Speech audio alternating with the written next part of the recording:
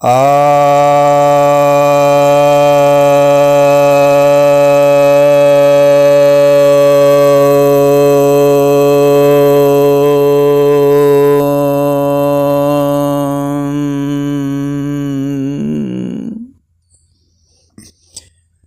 सभी भक्तजनों को सप्रेम नमन। भक्तों, आज मैं आपके समक्ष श्रीमद् भगवद गीता के 10वें अध्याय के 2 श्लोक पर प्रवचन करने जा रहा हूँ। भगवान कहते हैं, श्री भगवान उवाच, न मे विदुः सूरगणः प्रभवं न महर्षयः अहम आदिर्हि देवानां महर्षीणां च सर्वशः। अर्थात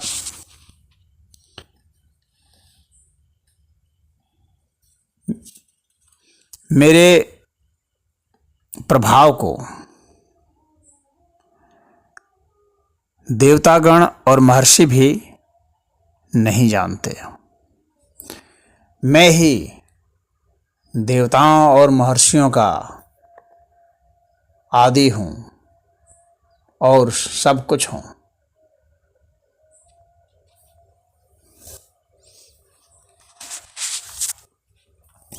तो यहाँ पर भगवान जो है, उन्होंने सूरगणः शब्द का प्रयोग किया है। सूरगणः यानी देवताओं का समूह। तो देवताओं के समूह में कौन कौन से आते हैं? तो 11 रुद्र हैं, वे आएंगे। 8 वसु आएंगे। 12 आदित्य आएंगे। प्रजापति आएंगे। 49 मरुद्गण आएंगे। अश्विनी कुमार आएंगे। इंद्र आएंगे। ये सब सूरगणः के तहत आएंगे। उसी तरह से महर्षियों में जो सप्तऋषि हैं वे आएंगे, और अन्य जो महर्षि हैं, जो महान ऋषि यानी महान सत्य के शोधक और सत्य के ज्ञाता हैं, वे सब आएंगे। तो यहाँ पर सूरगणः का प्रयोग उन्होंने जो पद के प्रभाव और शक्ति के हिसाब से जो प्रभाव होता है उसके लिए किया है। यानी देवताओं को सबसे ज़्यादा प्रभावशाली माना जाता है, सबसे ज़्यादा शक्तिशाली माना जाता है, सामर्थ्यवान माना जाता है। तो कह रहे हैं कि उनके लिए भी मैं असंभव हूँ, यानी देवताओं के लिए भी, जो देवता दूसरों को इच्छित वरदान देते हैं, जो पृथ्वी के या इस भौतिक जगत के जितने तत्व हैं उनके जो संचालक है, नियंता हैं,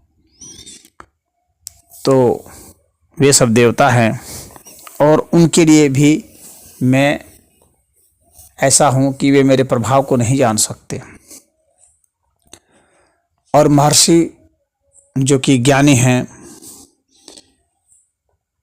ज्ञान की विधा में देवताओं से भी जो आगे हैं, इसलिए देवता लोग महर्षि का आदर सम्मान करते हैं, क्योंकि ज्ञान के क्षेत्र में वे पिछड़े हुए हैं महर्षि से। तो कह रहे हैं कि ऐसे महर्षि भी जो कि ज्ञान के लिए तपस्या करते हैं, मोक्ष के लिए तपस्या करते हैं, तो ऐसे जो प्रभावशाली महर्षि हैं, जिन्होंने वेद के मंत्र और उपनिषद और तमाम तरह के अन्य श्लोक ग्रंथ रचे हैं, स्तोत्र रचे हैं, और जितनी भी गुह्य विद्याएं हैं उनके वे जानकार और रचयिता हैं, तो उनके लिए भी मैं जानने योग्य नहीं हूँ, यानी वे मुझे नहीं जान सकते। अशक्य हैं वे भी, वे मुझे तत्वतः नहीं जान सकते। फिर कहते हैं क्यों नहीं जान सकते, तो उसका कारण भी बताते हैं। अहम आदिर्हि देवानां महर्षीणां च सर्वशः। मैं सभी प्रकार से जितने भी देवता हैं और महर्षि हैं, इन सबका मैं आदि हूँ, यानी मैं कारण रूप हूँ, ये मेरे कार्य हैं। तो कार्य जो है कारण में लीन हो सकते हैं, परंतु उसके कारण जो है लीन हो जाने के कारण ही वे कारण को ही नहीं जान सकते, कारण में समात हो सकते हैं वे। तो देवता समा जाते हैं, देवता वहाँ से उत्पन्न होते हैं, यही वहाँ कहा है कि अहम आदिर ही। तो भगवान ने इन सबको उत्पन्न किया है, यानी इन सब के उत्पन्न होने के पहले भी भगवान थे आदि अनंत। इन सब के लीन हो जाने पर भी भगवान जो है आदि अनंत रहेंगे, इनके उत्पन्न हो जाने के बाद भी भगवान आदि अनंत हैं। यानी हर परिस्थिति में भगवान आदि और अनंत हैं।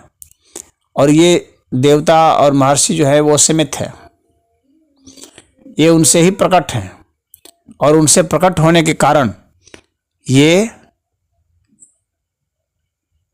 कार्य रूप हुए और स्थूल हुए, तो ये उनको नहीं जान सकते। जो वे जानते हैं वह थोड़ा बहुत उन्हीं के प्रकाश के कारण जानते हैं, यानी ईश्वर के थोड़े बहुत प्रकाश के कारण ही महर्षि सब जानते हैं, और उसी में इठलाते हैं कि मैंने जान लिया, मैंने ईश्वर को जान लिया, उसी में इठलाते रहते हैं। परंतु तत्वतः पूर्णतः ईश्वर को कोई भी नहीं जान सकता। सीमित सत्ता कभी भी असीम सत्ता को नहीं जान सकती, उसके कुछ अंशों को अवश्य जान सकती है, परंतु समग्रता में नहीं जान सकती। और उतना ही जान सकती है जितना कि वह अस्तित्व जो अनंत है, अनादि है, वह जानना चाहे। यानी ईश्वर जितना चाहेंगे कि मुझे ये जाने, उतना ही वह जान सकता है। इसीलिए कहा जाता है कि ईश्वर की कृपा से ही संभव होता है ज्ञान। और इसीलिए भक्त जो है वह जानने में ज़्यादा भरोसा नहीं करता, बल्कि ईश्वर की कृपा पर भरोसा करता है। वह अपने सामर्थ्य पर भरोसा नहीं करता है, ईश्वर की कृपा पर ही भरोसा करता है, क्योंकि जानता है कि यह अनादि अनंत अस्तित्व जितना चाहेगा उतना ही देगा, जब तक चाहेगा तब तक देगा, जो चीज़ चाहेगा वह चीज़ देगा, और जो चीज़ लेना चाहेगा वह ले भी लेगा, और वह ऐसा कुछ नहीं कर सकता जो कि उसको रोक दे। तो भगवान यहाँ पर स्पष्टतः बतला रहे हैं कि मैं आदि और इन सब का मैं सब कुछ हूँ, देवताओं का और महर्षियों का। तो ये चाहे कितने भी शक्तिशाली आपको लगते हों या कितने भी ज्ञानी आपको लगते हों, वास्तव में मेरे विभूति रूप को, मेरे अवतार को, मेरे सृष्टि कार्य कारण को, मेरे तमाम हेतुओं को, तमाम लक्ष्यों को, तमाम उद्देश्यों को और तमाम तत्व बीज के रहस्यों को ये नहीं जान सकते। ये उतना ही जानते हैं जितना कि मैं इन्हें जनाता हूँ। और इस बात को भगवान ने ऐसे 7वें अध्याय में भी कहा है कि भूत और भविष्य और वर्तमान के सभी प्राणियों को मैं जानता हूँ, परंतु मेरे को कोई नहीं जानता। अर्जुन ने भी इस चीज़ को कहा है कि हे देव, आपको न देवता जानते हैं न दानव जानते हैं, आप अच्युतम केशव हैं। तो आप स्वयं ही अपने आप को जानते हैं, ऐसा अर्जुन भी मानते हैं। तो यहाँ पर यह स्पष्ट कर दिया गया है कि उनके जो प्रभाव हैं, परमात्मा के प्रभाव, तो वह प्रभाव की किस तरह से वे उत्पन्न करते हैं या स्वयं ही अवतार लेते हैं। वे किसी को उत्पन्न भी कर सकते हैं और स्वयं भी अवतार ले सकते हैं, स्वयं भी आ सकते हैं। तो इन दोनों ही परिस्थितियों में उन्होंने क्यों किसी चीज़ को उत्पन्न किया उसको भी कोई नहीं जानता, और क्यों स्वयं भी उत्पन्न हो जाते यानी अवतार लेते उसको भी कोई नहीं जानता। हालांकि वे स्वयं कहते हैं, तो स्वयं वे जो कहते हैं उसके आधार पर ही कहा जाता है कि वे किस लिए अवतार लिए। जैसे उन्होंने कहा है कि साधुओं के परित्राण के लिए, धर्म की स्थापना के लिए मैं अवतार लेता हूँ। तो ये दो कारण उन्होंने बता दिए हैं तो उसको हम कह सकते हैं कि भाई इस कारण वे अवतार लेते हैं, लेकिन ये उन्होंने ही बताया। तो वे जो कुछ भी बताएंगे वही मुख्य माना जाता है, और उसी को जानना को आप ज्ञान समझें या जो समझें, परंतु अपनी इच्छा से मनुष्य वो नहीं जान सकता, वो उन्हीं की कृपा से जानता है। वे किन किन रूपों में अवतार लेते हैं, किन किन रूपों में वे प्रकट है, कहाँ विशेष रूप से प्रकट है, कहाँ गौण रूप से प्रकट है, क्योंकि प्रकट तो वे सब जगह है, वे ही सब रूप है, लेकिन कहीं पर कुछ विशेषता है, कहीं पर कुछ है। आखिर इतनी विशेषता क्यों है, इनके वास्तविक रहस्य को वे ही जानते हैं, दूसरे नहीं जान सकते। दूसरे तभी जान सकते हैं जब वे उन्हें जना दें। तो ये जो महर्षि हैं, ये सब देवता हैं जो जिनके पास अतीन्द्रिय क्षमता है, तो इनकी अतीन्द्रिय क्षमता भी वहाँ पर गौण हो जाती है। अपनी अतीन्द्रिय क्षमताओं से भी वे नहीं समझ पाते, नहीं जान पाते। इनकी अतीन्द्रिय क्षमता भी उतनी समर्थ नहीं है कि परब्रह्म परमेश्वर को पूर्णतः जान जाएं। तो इनकी लीला विचित्र को, किस किस कारण से लीला हो रही है, कब कब लीला हो रही है, कहाँ कहाँ हो रही है, इस अनंत ब्रह्मांड में क्या क्या घट रहा है, भला कौन जान सकता है? कोई नहीं जान सकता है।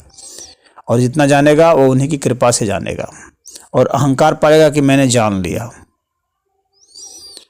तो यह है यहाँ पर भगवान का तात्पर्य। भगवान कहते हैं कि सब कुछ मैं ही हूँ, हर तरीके से सबके लिए मैं सब कुछ हूँ। तो यहाँ भी वो स्पष्ट कर देते हैं, सर्वशः पद दे करके यहाँ पर स्पष्ट करते हैं कि सब कुछ मैं हूँ और सबका सब कुछ मैं हूँ। तो इस तरीके से वे अपने प्रभाव को यहाँ पर प्रकट कर रहे हैं। ओम हरि।